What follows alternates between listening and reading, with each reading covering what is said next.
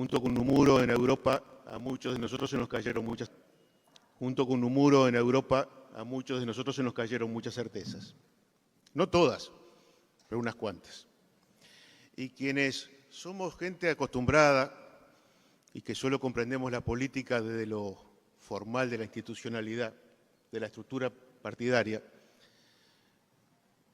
estuvimos a la intemperie un tiempo, buscando una nueva posibilidad, una nueva opción.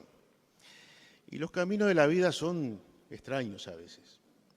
Las circunstancias, que no voy a describir ahora por un problema de tiempo, llevaron a que un conjunto de compañeros termináramos un día conversando en el despacho de Danilo para saber cuáles eran sus perspectivas, sus propuestas. Año 92, año 93.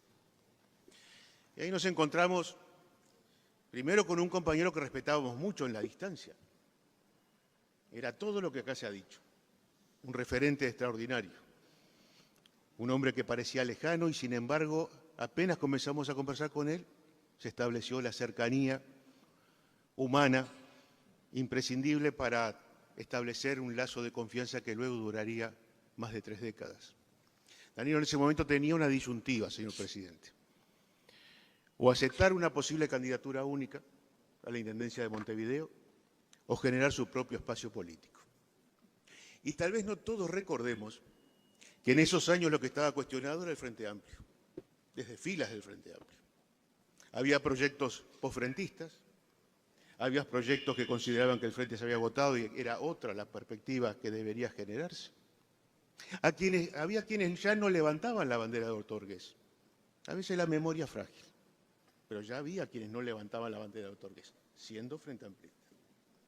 Y Danilo decidió entonces que era el momento de generar una nueva fuerza política dentro del Frente Amplio que reivindicara al Frente Amplio, con una esencia fundamentalmente sereñista que estaba en el mismo camino.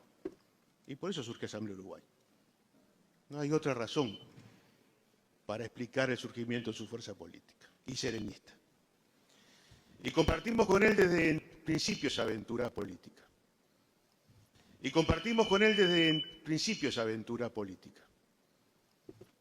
Con luces y con sombras, con grandes victorias y derrotas, con lealtades y deslealtades.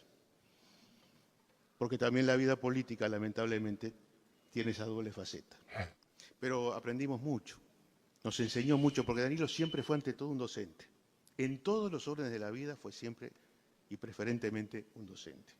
Acá se dijo mucho de lo que fue su aporte a la política y al país. Quiero destacar simplemente algunos aspectos, o reafirmar algunos aspectos que de la mano de Sereñi él señalaba como principios básicos. Primero el país, siempre primero el país. Y pagó un precio político por ello. Porque aparte nunca fue pragmático.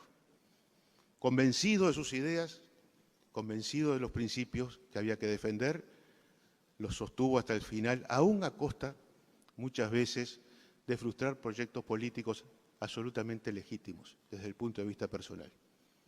Pero era consciente que ese costo se pagaba y nos decía que había que pagarlo, para no ceder en las convicciones que era justo defender, pero siempre, eso sí, dentro de la disciplina del Frente Amplio, dentro del concepto de unidad que nunca abandonó.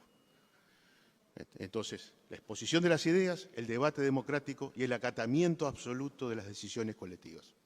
Por eso tanto le dolía cuando se cuestionaba su lealtad frente amplista, cuando se señalaba, porque se llegó a señalar, o cuando increíblemente se le tentaba de otras filas para que se fuera a otros lugares. Era no conocer a Danilo, sus convicciones, sus principios, su futuro. Lo dijo siempre. Su única opción política era el Frente Amplio. Y actuó siempre en consecuencia. Exigente desde lo intelectual. Tal vez esa era la vara con que todo nos medía. Y eso establecía a veces determinada distancia. Es cierto. Pero era una exigencia legítima, razonable, que a todos nos esforzaba a mejorar. Había una frase que era terrible. Cuando teníamos alguna exposición en el seno de Asamblea Uruguay respecto a la situación nacional, política, o la situación coyuntural que se pudiera dar en el Parlamento, y hacíamos lo que solemos hacer todos, un gran diagnóstico, una crítica generalizada. Había una última frase que él decía, ¿y qué propones al respecto? Ese era el salto cualitativo. Ahora decime cómo la vamos a solucionar. Les puedo asegurar, señor presidente, que nos exigía a todos pensar dos veces. Les puedo asegurar, señor presidente, que nos exigía a todos pensar dos veces antes de exponer sobre determinadas situaciones. Y lo otro era el método de exposición. Acá se señalaba bien. Él enseñaba el método. Tenía que ser claro, absolutamente definido en cuanto a lo que se pretendía decir y a lo que se pretendía concluir. Y la brevedad. Yo me imagino a Danilo ahora en acá, mirándonos por arriba de los ojos, diciendo qué largo es esto. Porque también lo decía cuando estábamos reunidos en la dirección y algunos de nosotros hacíamos larguísimas exposiciones. También nos enseñó que a veces en poco tiempo se puede decir lo mismo que se dice y a veces maldice en largas exposiciones. Nos enseñó lo de la mañana siguiente de Sereñi, siempre pensar en las consecuencias de las acciones políticas, siempre. Pensar en qué va a ocurrir luego de que ejecutamos determinadas decisiones. El análisis riguroso, la información permanente. Danilo era un lector hasta exagerado. Leía toda la prensa absolutamente diariamente. Hasta algunas cosas que a mí me resultaban inexplicables, yo no las había leído nunca, como algunos suplementos que traían algunos diarios, pero él los leía y te los comentaba luego. Pero esa información, que era absolutamente parte fundamental de su análisis permanente de la realidad, lo transformaba en una especie de enciclopedia permanente y viviente, que aparte disfrutaba en compartir sus conocimientos con quienes lo acompañábamos en la vida política. Pero tenía un límite a su rigurosidad, a esa autoexigencia que se establecía, a esa racionalidad. El límite eran sus pasiones. Acá se dijo hasta el cansancio. Su pasión deportiva, nacional. Miren, por acá en la barra debe haber algún compañero que se atrevió a hacerle alguna broma luego que Nacional perdió un clásico. La mirada congelada, fría, su cambio en la expresión en el rostro y algún comentario inhibía de cualquier posibilidad que esa situación se repitiera ante otro fracaso deportivo. Y la otra pasión, falta y resto. Más que el carnaval, falta y resto, específicamente. Y ahí sí una situación personal. Yo comparto la pasión por el carnaval, no necesariamente por la murga, soy hincha de otra murga. Danilo lo sabía. Y muchas veces, cuando la falta actuaba en el Teatro Verano, compartíamos las sillas con Danilo.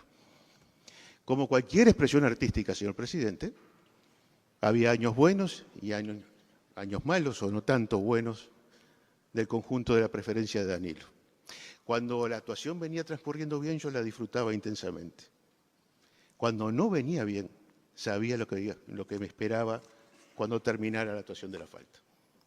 La inevitable pregunta de ¿qué te pareció, Carlos? Y ahí uno razonaba, ¿qué le digo? Lo que realmente pienso. Y me atreví a decirle, no me gustó. Y había dos respuestas inmediatas. Claro, vos sos de Diablos Verdes. Y la segunda, es un espectáculo para pensarlo. Cuando decía, es un espectáculo para pensarlo, yo sabía que a él tampoco le había gustado, pero jamás lo iba a admitir, porque era de una absoluta lealtad con su murga, y a mí me gustaba eso.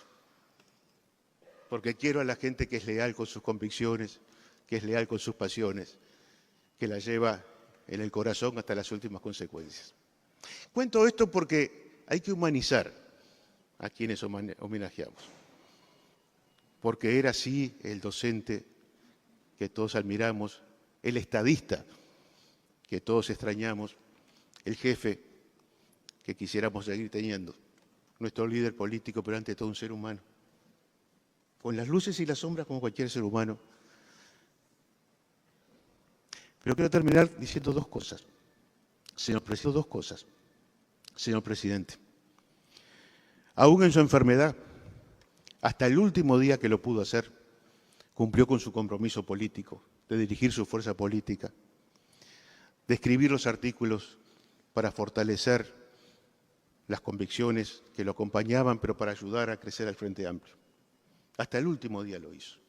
Nunca dejó de participar a través de un Zoom en la dirección de Asamblea Uruguay, su creación, su más querida creación. Y un año antes, cuando falleció, un año antes de las elecciones, nos transmitió la convicción que el Frente Amplio iba a ganar las elecciones. Cuando todos teníamos alguna duda o alguna incertidumbre, él tenía la certeza, una certeza racional, convencida. Y también nos transmitió, y permítame que nos quede en el fuero íntimo, cómo debería ser el próximo gobierno del Frente Amplio. Nos dio sus instrucciones, nos dio los caminos que había que recorrer. Por eso hoy, para finalizar mis palabras en este homenaje, puedo decir con tranquilidad de espíritu, primero, que lo extrañamos mucho, que lo necesitamos, pero por sobre todas las cosas decirle a Danilo, vaya a saber dónde él esté, cumplimos contigo, ganamos el gobierno de Danilo.